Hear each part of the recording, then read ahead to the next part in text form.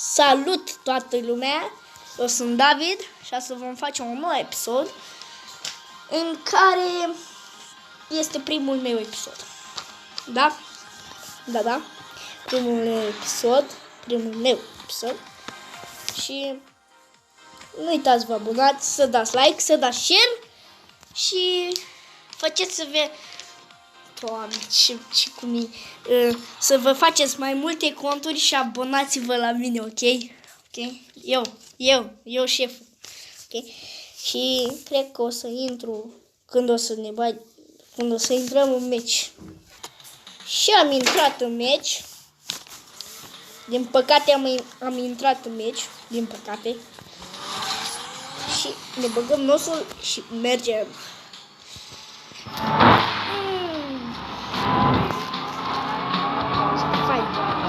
E jocul. Vreau să-l bușesc.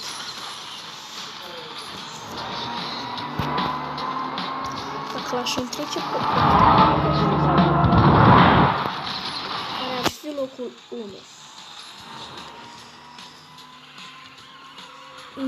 Dar bucuria asta să treacă după ce vine ăla de acolo. Dacă... În fine.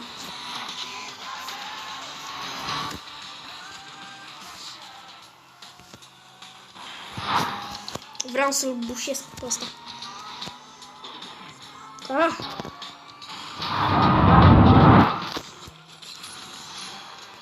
Și dăm aici un semnătură care o să pună. Băgăm aici tot nerful.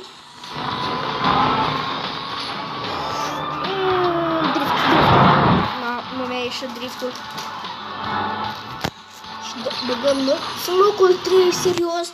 Și așa că o să câștig. Deci dacă nu iau locul 1 și dacă iau locul 1, vă abonați la mine, ok? Dacă iau locul 1.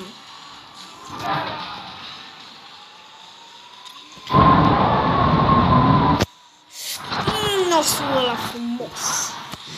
Și mai mergem pe rata asta. Ca să ne mai dea nos, desigur. Și băgăm aici. Băgăm iar pe asta. Nu se poate. Nu cred. Deci dacă iau un loc prost, cum ar fi locul 3, locul 2, nu se poate. Sau chiar locul 6, nu!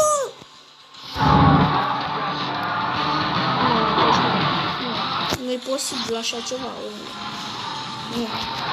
Nu, bă, trebuia eu locul 1. Eu să fiu locul 1. Nu se pune, bă.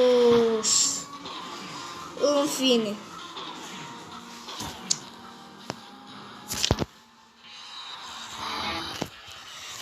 Deci, dacă iau locul în meciul următor, iau locul 1, vă abonați la mine, ok?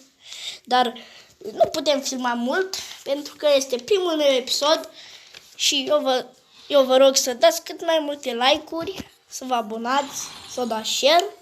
Eu am fost David, pa, pa!